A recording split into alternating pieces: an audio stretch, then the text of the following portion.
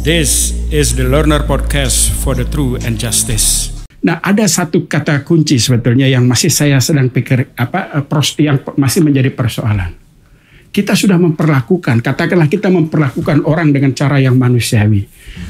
Kita mengapresiasi dia sebagai subject to subject.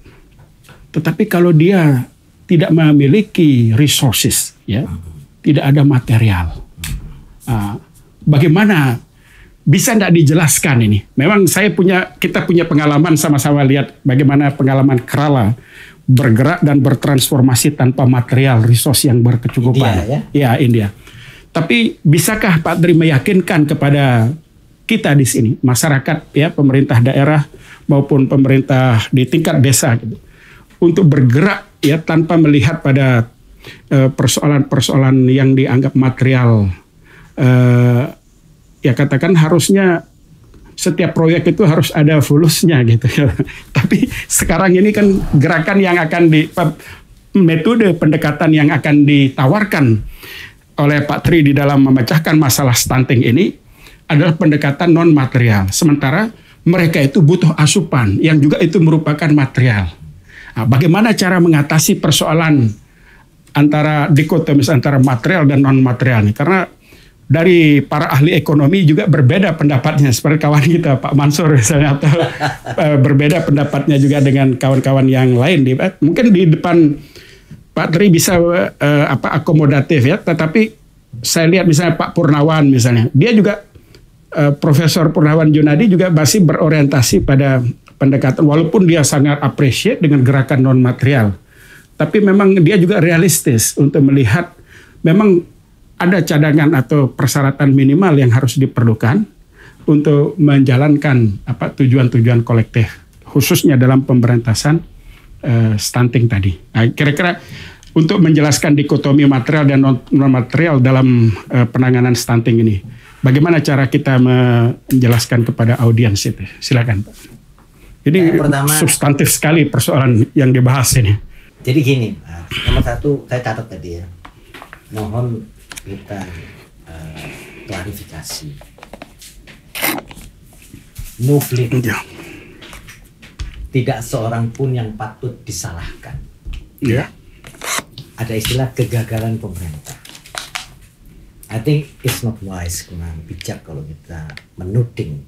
Karena itu kan salah satu di antara 6 penyakit organisasi. Musuh ada di luar sana, menuding yang lain. Yang salah adalah yang situ. Ada kata rebus dan sebagainya, kita tahu, ya. The enemy is out there. Karena everyone is there. Harusnya there is no enemy out there. There is no enemy out there. The enemy is Laksamana Tugu, yang salah adalah saya sendiri. Ya. Itulah. Kita supaya tidak ada salah paham bahwa we are blaming others. Let's start something new gitu. Yang mungkin kita belum pernah melakukan sesuatu, atau mungkin bukan baru gitu. 20 tahun yang lalu itu Pak Husni, mungkin kawan-kawan di MPP ini melakukan pembelajaran berbasis non material, mengumpulkan bekerja sama dengan orang-orang desa, orang-orang akar rumput yang termasuk orang miskin. Jadi idenya itu adalah bertemu dulu, komitmen untuk bertemu. Mereka itu petani dan sebagainya. Jam berapa ketemunya? Jam 7 malam. Habis bertani, habis keluar. Jam 7 datang semua, jam 7. Cuma minum kopi kayak begini. Gitu. Membicarakan apa? Tidak tahu dibicarakan apa. Itu mempraktekkan dialog. Dia dan logos. Dia itu adalah satu sama lain. Logos itu berarti makna yang mengalir. Ternyata dibutuhkan biaya. You know what they did? Kelapa dijual kelapanya itu karena komitmen itu. Mereka orang nggak punya. Akhirnya bisa membangun itu tanpa dukungan pembiayaan dari siapapun, dari mereka. Banyak sekali pembelajaran dirintis, sekolah perjumpaan. Pak Usni dengan banyak sekali orang perjumpaan, hanya berjumpa, belajar berjumpa. Itu yang luput. sekolah itu banyak mengajarkan kognitif. Universitas dimanapun itu kognitif akibat pemikiran Descartes yang 400 tahun itu. Kita itu terpilah-pilah menjadi kepingan-kepingan. Bagaimana memecahkan persoalan sosial yang keseluruhan itu? Ikut Sigar Pinjangin. Itu siapa yang menjadi katalis? Kalau berpikir ilmu kehidupan, sistem hidup, yang dari katalis itu enzim. Kita ini hanya enzim katalis, membangun bagaimana berinteraksi sosial itu. Bagaimana memfungsi katalis? Dilarang memberikan instruksi, memberikan arahan, memberikan panduan harus begini. Let them create the value itu dari mereka, untuk mereka, oleh mereka. Jadi istilah solidaritas itu adalah ada busur solidaritas, the art of solidarity. Berdiri di samping. Di samping itu kita setara dengan mereka. Berdiri untuk, berdiri oleh, dan berdiri dengan. Solidarity, kepedulian antar mereka. Nah, hak itu bicara tentang resources. Perhatikan lagi ya. Tapi tadi sebelumnya tentang bagaimana mengatasi hambatan sistem. Kalau kita bicara sistem thinking, berpikir sistem. Hambatan itu bukan material, hambatan itu berpikir. System thinking. Theory of constraint, yang you already translate itu 20 tahun yang lalu gitu. Hambatan sistem. Segala hambatan itu berkaitan dengan non material, bukan material. Oke? Nah, ada 5 pertanyaan yang kita harus bertanya kalau sudah terbentuk komunitas. Kan nomor 1, bagaimana membentuk komunitas itu? Siapa yang bersedia? Tidak boleh ada paksaan. Kita bicara langsung pada persoalannya komunitas stunting. Oke, mau 30 sudah jangan banyak. Di desa ada berapa desa? Oke, mulai dari kecil, start from small. Mereka ditanya, kita bertanya, ibu-ibu, ingat loh ya, ibu-ibu produser sehat, bukan bapak-bapak. Mau menjadi apa? Kita harus menjelaskan dulu yang tidak sehat itu bagaimana dan sebagainya. Mudah itu, teman-teman dari TPK bisa bersama-sama TPK, tim penerangan keluarga gitu. Itu namanya, bahasa kita itu visi. Visi kita itu bukan turunkan angka dari sekian ke sekian. Mereka nggak tahu angka. Itu menara gading buat mereka. Mereka itu the community. Yang tahu visi itu kita. Karena kita diukur, berhasil nggak kamu dari ukuran apa. Itu saya lakukan waktu saya kepala badan litbang. 6 bulan saya jadi kepala badan litbang, buka kunci sendiri, nggak ada staf. 1.200 peneliti ya. Badan litbang kesehatan. Saya tanya ke mereka, peneliti mau jadi apa kita? What do you want to be? Sebulan kumpulan 4 angkatan LO leadership pembelajaran. You decide. Saya cuma dengan Pak Rasa kita belum fasilitasi. Keluhan semua yang saya dapat itu keluhan simptom-simptom, gitu ya, bukan core problem. Ingat 70% itu adalah prinsip Pareto. Prinsip Pareto itu berarti kalau kita serang ini 70% simptom hilang. Tahu kita itu bayar rantai. Singkat cerita, mereka nggak mau lagi jadi gerbong. Jadi di Depkes itu penelitian itu adalah buang-buang uang, nggak ada manfaatnya.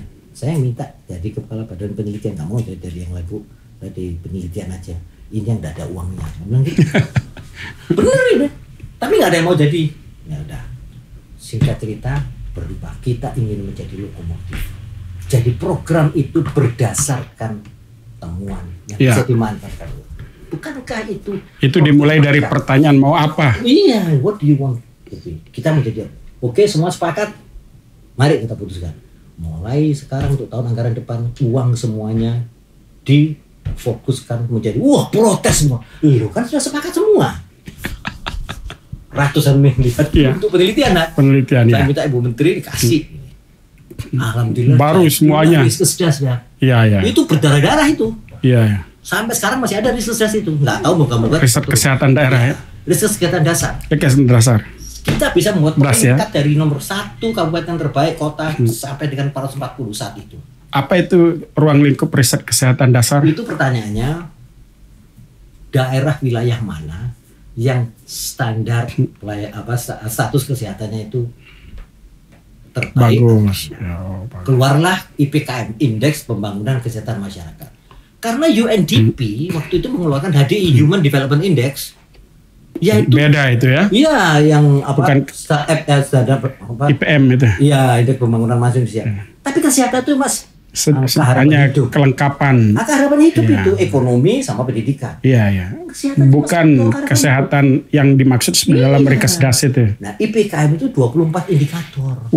Termasuk gizi, imunisasi dan sebagainya. Keluarlah peringkat 1 sampai 440. That was 2007. Luar biasa ya. Saya korban lipat. Iya. Ibu Endang itu ikut. Iya, waktu itu stafnya Bu Menteri dulu ya. Iya. Stafnya Pak Tri ya. Sahabat karib. Dia staf. Dulu nggak boleh loh, ditolak dulu tuh saya yang Bu Endang bilang Pak Tri inget saya nggak? Siapa Bu? Oh yang ke Harvard dulu ya. Sudah diterima di Harvard nggak dikasih beasiswa. Ya Allah. Tapi alhamdulillah ya Bu. Itu ya. Masa lalu. Nah Bu Endang itu terus jadi menteri dia. Gantikan Bupati lah gitu ya. Jadi keluarlah IPKM okay? Keluarlah IPKM dengan parameter-parameter kemiskinan dan sebagainya 130 kabupaten. Kemudian kita buat kriteria yang kabupatennya 50% di provinsi itu, keluar 10 provinsi. Termasuk NTB. Lombok Utara, Lombok Timur di bawah IPKM. Imunisasi cuma 40%. Kalau laporan dari Pusmas, dari Dinas Kesehatan 90% lapor dikit-dikit semua. Ada perbedaan angka itu. Persoalannya sekarang gimana kita mau mengubah ini? Keluarlah yang tadi saya ceritakan itu, melakukan pendekatan bagaimana memecahkan masalah bersama. Saat itu kami belum sempat masuk langsung ke komunitas karena kita melalui mereka-mereka di kabupaten mengajak TPK dan sebagainya. Dengan harapan mereka melakukan ke komunitas itu. Itulah mengubah pola berpikirnya dan bertindak. Itu transformasi perubahannya sebagai katalis untuk mencari problem utamanya itu apa. Problem utamanya ternyata mereka tidak melakukan active case finding, menunggu berhadapan. Pada saat itu belum ada BPJS. Ya, active case finding namanya. Active case finding itu bahasa epidemiologi, semua orang kesehatan tahu. Ya. Penemuan kasus. Harusnya. Kalau rumah sakit itu pasif case finding, datang baru yang tercatat di sebagai orang yang sakit kesehatan itu adalah mereka yang hasil penelitian itu hanya 8% yang memanfaatkan rumah sakit. Selebihnya tuh ngobati sendiri dan ke puskesmas. 60%. 60% ke puskesmas. Negara memberikan dukungan rumah sakit untuk rumah sakit. Salah misalokasi. Rumah sakit itu hanya ada di ibu kota kabupaten. Iya. Jauh dari mereka. Betul. Jadi kita bicara akses, sebetulnya aksesibilitas itu jauh. Saya udah bolak-balik ngomong mengusulkan. Udahlah kalau ini rumah sakit kabupaten, buatlah namanya rumah sakit Pratama. Rumah sakit Pratama itu artinya menjadi jaringannya dari kabupaten, berfungsi betul-betul untuk pelayanan dalam artian kuratif. Tetapi puskesmas tetap harus ada gerakan keluar namanya active case finding. Itu puskesmas. Itu harusnya peran utamanya ya, fungsi tugas pokok utamanya ya. Saya sudah ngomong, Bu Menteri itu nggak didengar ya, sudahlah, biarkan aja. Sekarang banyak puskesmas yang berfungsi sebagai rumah sakit. Namanya itu kuratif, 155 karena mereka diberikan tugas untuk mengobati ratusan penyakit. Lah gimana mau menangani promotif preventif? Bagaimana melakukan transformasi? Perlu enggak selain puskesmas? Katakan puskesmas itu sudah ada, tapi dibuatkan lagi puskesmas lain dulu ada yang berfungsi. Puskesmas pembantu. Iya, itu perlu enggak dibuatkan. Terus itu? Ada namanya desa. Untuk yang berperan aktif tadi, active case finding tadi. Sendiri, jadi ini puskesmas perawatan atau apapun namanya ganti aja rumah sakit Pratama. Kecil, gede dulu. Ini yang rujukannya. Ini puskesmas. Isinya itu bukan orang ngobati, ini isinya promosi yang melakukan active case finding. Iya. Itu perlu enggak? Kita hitung itu. Sekarang enggak ada lagi? Belum ada.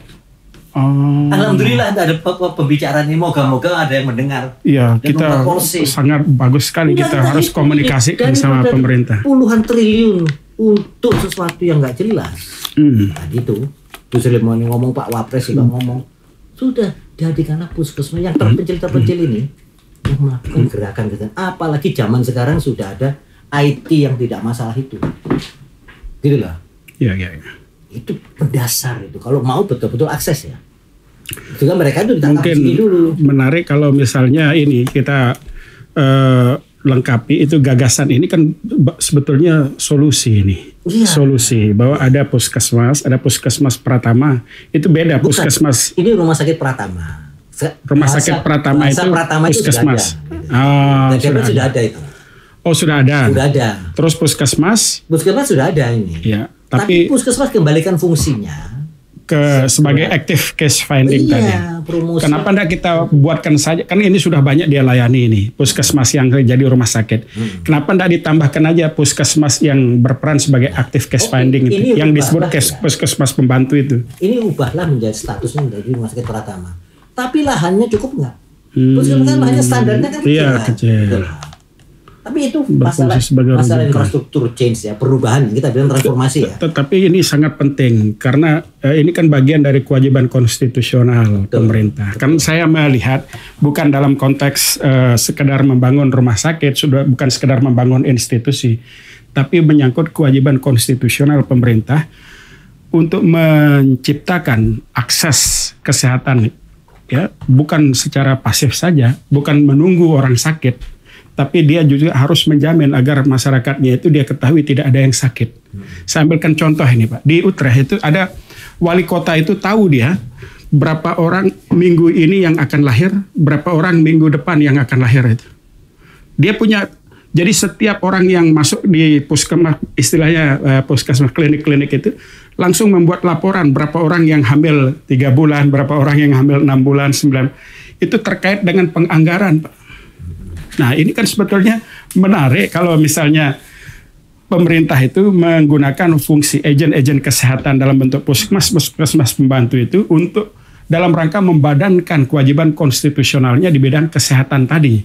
Bukan sekedar melaksanakan perintah dalam konteks bahwa secara formal dia sudah memenuhi kewajibannya, bukan. Tapi ada kewajiban yang paling lebih substantif lagi adalah menjamin atau mencegah agar masyarakat itu tidak bermasalah. Ya, itu hanya bisa ditemukan kalau ada aktif.